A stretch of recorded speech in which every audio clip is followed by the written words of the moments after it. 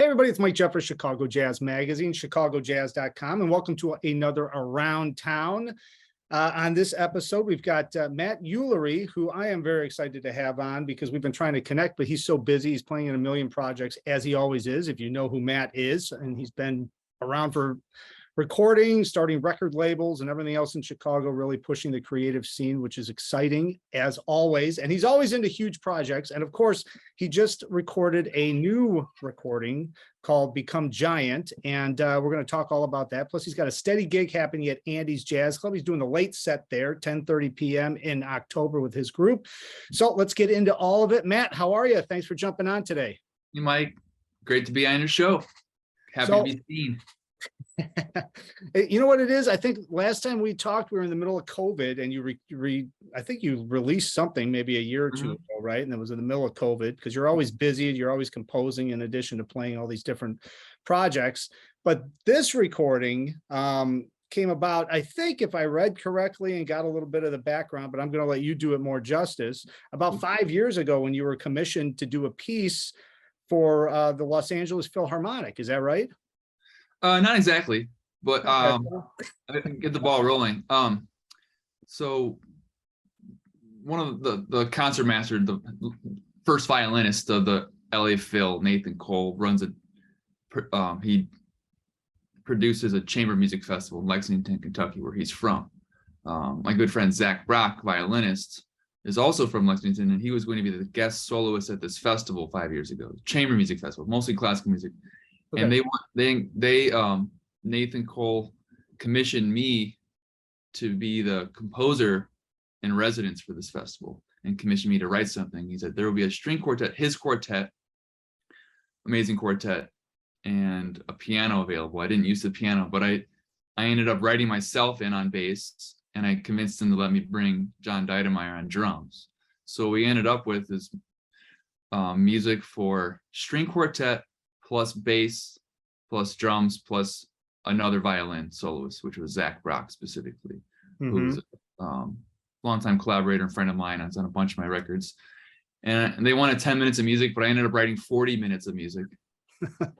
And they're all for it. So we went down there, we rehearsed, we premiered it, and then it's sort of been evolving ever since that piece Become Giant. We've worked with 5 or 6 different string quartets. And I've sort of whittled down some of the music and turned it into like about 30 minutes of music. Well, what's the meaning behind Become Giant? Is it because it's a giant piece? Because I know that's what Zach said in one of the thing that you have on your website on the behind the scenes. But is that really what it is? Do you ask a poet what his poem means? I don't know. It's a bit abstract. Okay. Honestly. So I don't really have a whole lot to say about the title right now. It's abstract music. The thing that music, you can just write it to escape as a fantasy. There you go. Okay. Yeah. I mean, the piece, when I was listening to it, and I listened, I briefly kind of blew through the whole thing because it's one of those pieces I think that you have to really sit and listen to and really get into. And I know from each piece to each piece, it just keeps building. The thing that I realized, I mean, is this one of I've heard a lot of your other recordings. This seems to me like you're really more in a classical bass compared to other recordings that you've done. I mean, was it because it was for the Chamber Festival? Is that Chamber Ensemble Festival? Is that why you kind of went that way? Although there's a lot of improvisation intertwined within the written pieces. Yeah, good question. I mean, I've always meddled in chamber music and music that's through composed, alongside in parallel with, I guess, more improvised based musics. But yeah, when you get violins, violas, and cellos together, it's going to have a classical sound to it because that sound doesn't exist in other music, really. Right. And also when given the opportunity to work with world-class classical musicians, they're incredible, but they don't improvise. So you don't want to ask people to do something that they can't do. You want the music to sound good ultimately. So that was a great creative limitation for me. And knowing that Zach, one of the the featured soloist for this festival and the piece is an incredible improviser. So he can play written music. So having the aesthetic of the drum set and the bass, that opens things up to us just playing our normal jazz rhythm section roles, folded into this sort of hybrid style chamber music. I found it really fascinating when I was listening to it. And, I listen to a lot of classical music, obviously, but this was something that almost like crossed over different genres where, you could actually pull people in that would never listen to classical music, but this actually gave them those little pieces that they would dig. They could understand what's happening. And with the drums too, the drums are played, standard rhythm section things here and there, but really John's playing a lot more percussively, meaning like classical percussion as well, because I know he's got a background in percussion overall from going to college, but it's really musically. So when did you write pieces for John, or did he kind of come in and then he kind of improvised around what you were doing? Because, you've got to really develop your ears as a drummer to be able to cross over back and forth and not have it sound like, just a jazz drummer playing over a classical string thing or something. And it does really well done. That's a great observation. I didn't give John, the drummer, John Deidemeyer, I didn't give him a drum part. I don't do that. I don't ask a drummer that can play something better than I can write. But not every drummer could do this. So, which is, I've learned sometimes the hard way. Just call the right people. And but what I did give him was just certain melodies, something I would normally give him in a more of a jazz style, sort of as far as sheet music, giving him what the chords are, because a great drummer can decipher what to do by seeing what the chords are sounding like and hearing what's happening. Giving the melody, some of the bass lines. So part of what we did here is this piece, if people listen to it, thank you. So this will make more sense, me saying this, if you actually hear it. But I write this music essentially like a lead sheet. Those musicians who know what that is it's like a melody and some chord changes. But in those chord changes, in the harmonic rhythm, or how fast those chords move, there's a lot of emotional information in there. And so I write most of the music like that, and then I orchestrate it for the ensemble.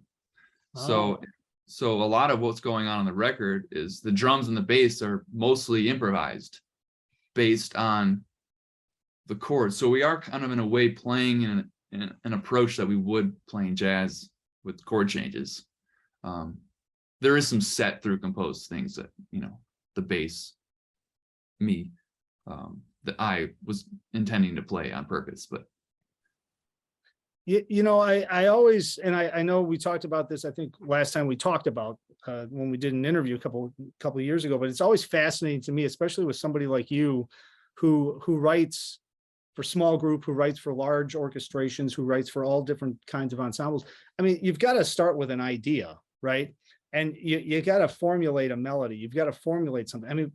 How do these things just come to you organically? It's got to be a longer process so you can gather some information around what it's going to sound like before you can actually sit down and start actually composing and putting things down on paper. What's your process like for that? Isn't that funny? Yeah. I think, where does music come from? Right. I think as composers, if we're always just sort of have an ear for the next spark of an idea, whether that be a melody or a groove or something, and we just document it somehow. Personally, I use paper and I use computer and I use voice memos and whatever it takes to get an idea down. And then our job then as a composer is to edit that idea up to our taste. So if we trust that we have good taste and we take those ideas, we edit them, and then we have something to work with. So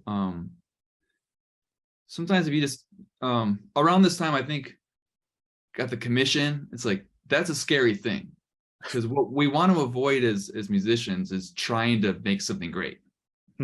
Try to sound great, try and play a great solo, try and write a great tune, try and write a good piece, we often fail because that fear doesn't help. But so I guess though, with that being said, write a great piece. We want 10 minutes of music. So I by saying like, okay, well, I'm not gonna try to write a good piece, you end up with 40 minutes of music, for better or worse. Yeah. And that often starts with just, specifically, let me just sing a melody. And if I like it, then great. I'll find the next thing that goes with it. And then ultimately you write a bunch of tunes, basically melodies, chords, and then knowing that you have this ensemble to work with, then you can later, for me anyway, my process, then you orchestrate it. Then you put your thinking hat on, and you put the puzzle pieces together. You make the puzzle. Oh, okay. All right. I mean, I find it fascinating because, everybody's got a different process usually, but I mean, you got to start somewhere. And I think it's interesting and very helpful, I think, because there's a lot of, musicians watching these, and a lot of composers, and a lot of, up and coming composers that are trying to do this and are probably frustrated out of their minds because they hear something that you wrote that's like unbelievable, and they can't even write a 8-bar phrase without killing themselves, And I'm sure it was tough at the beginning for you too. You had to go through, and the more and more you do, I would imagine, the better and better it gets, and the more smoothly the process goes. I mean, is that right? Yeah, well said. I mean, I believe that, again, with the good taste thing, you have good taste, then as an artist, you'll never make bad art. Let's just say writing music, since we're doing a music show. Yeah. If you just, when it's time to make those edits, when you're in the process of writing, you edit, and if you think it's, I don't really like it, well, then change it. It's as simple as that. And so it's like, no, I like this. And that's what makes your music sound uniquely like you. Because I would make a different edit than you would. We started with the same idea. Yeah. I love the way you just said that. I mean, that makes a ton of sense. And I think that's something that a lot of people have a problem doing when they're first starting to compose, So let's talk a little bit about, because reading through the info on this recording that's on your website, which I should say is mattulery.com, and we're going to link everything up down there, and also woolgatheringrecords.com, which is your record label, so everything is up there as well. But reading through that, just getting the information before we did this interview, you made a good point where you usually compose something, record it quickly, and get it out. This is kind of a unique project, right? Because you sat on it for a little while and kept playing it. And did the editing process continue on as you kept playing it all the way up until the studio, I would imagine, right? Because you probably hear different things. And also you played with a few different, at least, string quartets, which probably changed the way you heard the recording and maybe helped you edit things around and develop the themes and develop the entire composition before you went into the studio. Yeah, well, thanks for doing some homework. Appreciate it. Yeah. Honestly, what happened with the reduction, taking this 40-minute piece originally and sitting on it for years, part of what was happening is it was sort of, dormant, because like what you were referencing, some language on the website about the Become Giant record, and I mentioned something like, well, you don't normally sit on something this long for years. Within a year I've written it, rehearsed, played some gigs, recorded, released it, something. And it helps you move faster, like progress more and faster when you can move on. Obviously, everyone understands that. So while I wasn't doing anything with this piece, because part of it is just logistically challenging. Zach Brock, he lives in New York. String quartets are busy and hard to come by, good ones. Yeah. And rehearsing this thing is a beast. So anyway, logistically challenging to make it happen, and expensive, I'll say. Good string quartets have a lot of expectations, as do the other cats on the record, my friends, who are, in high demand professional musicians who deserve, proper compensation, fair compensation.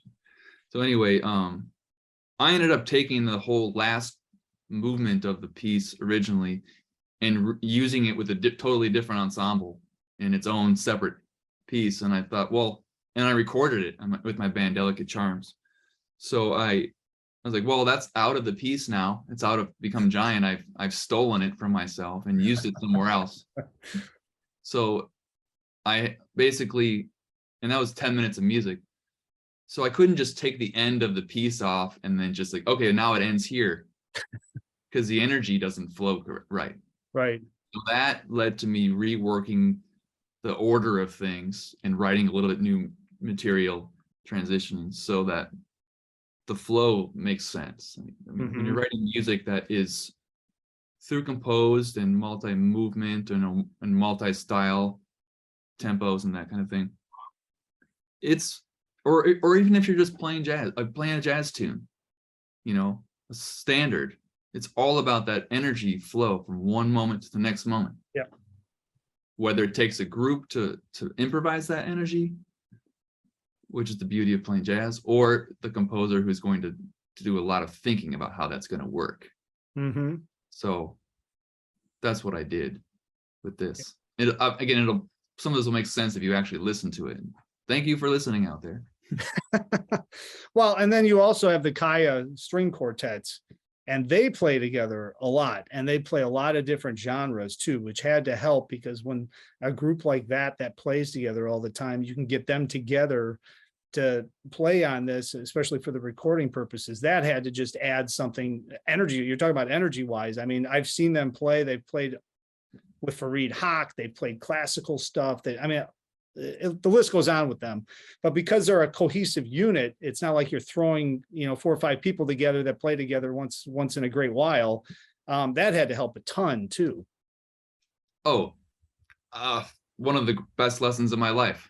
First of all, Kaya String Quartet is incredible musicians, and they're friends. They live in Chicago. They're busy.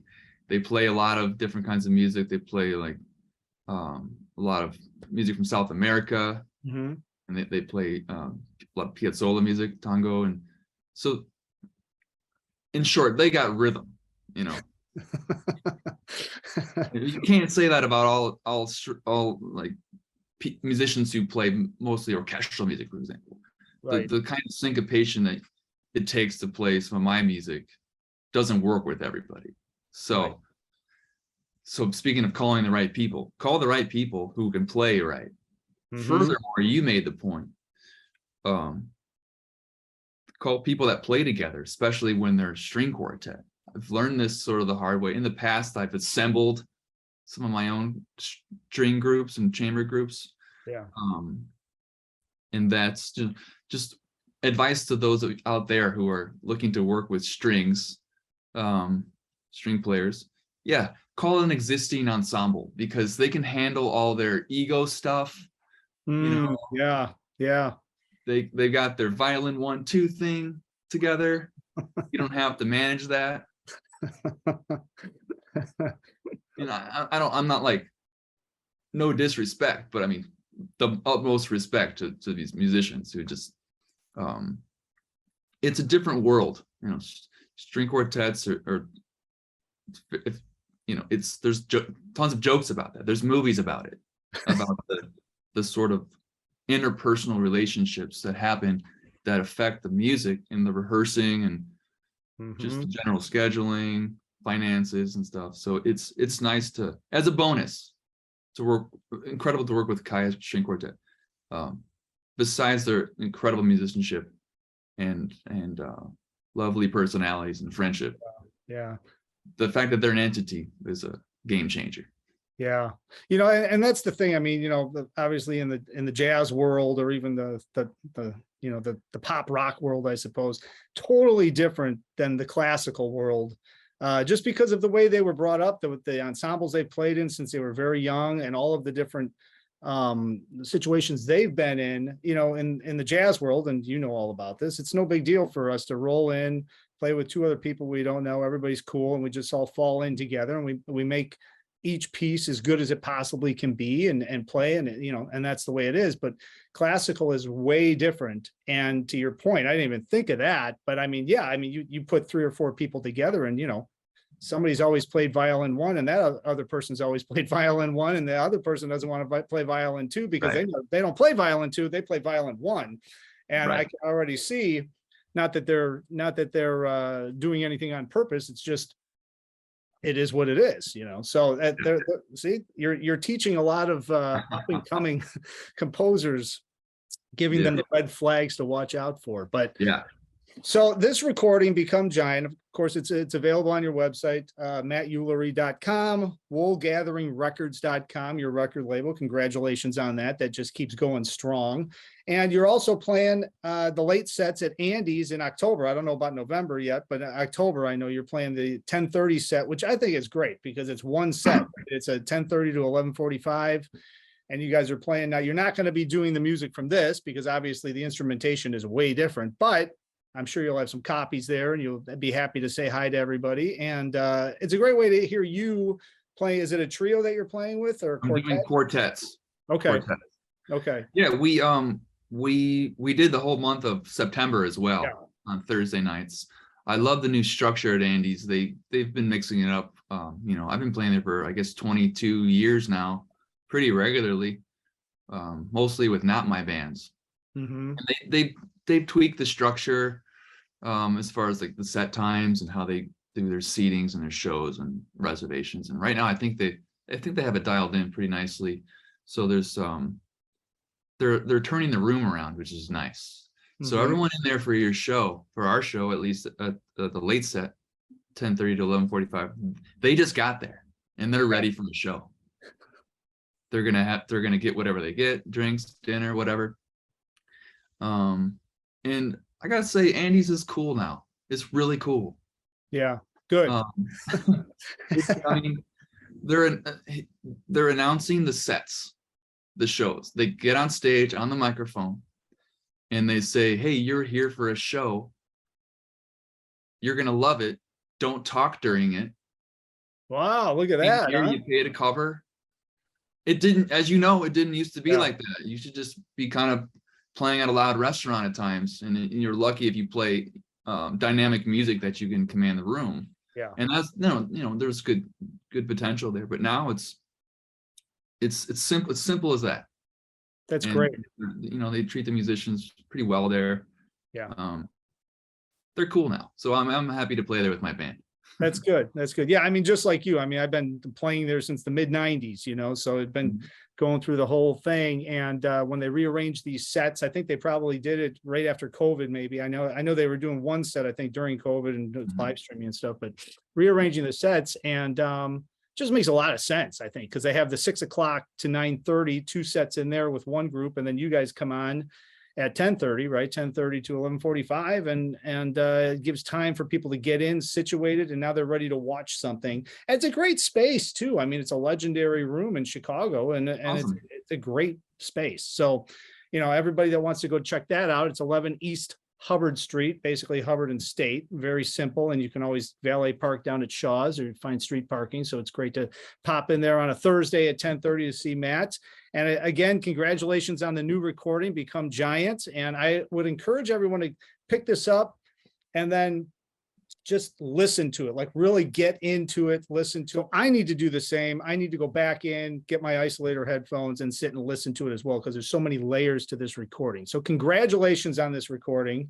And, good luck with the Andy's thing. Hopefully, maybe I'll be able to pop down there. Hopefully some of our viewers will be able to pop down there. And we're looking forward to seeing this recording, this group at some point, hopefully soon, sometime, play live in Chicago so everybody can catch it and experience this thing live. So thanks for jumping on today, man. I really appreciate it.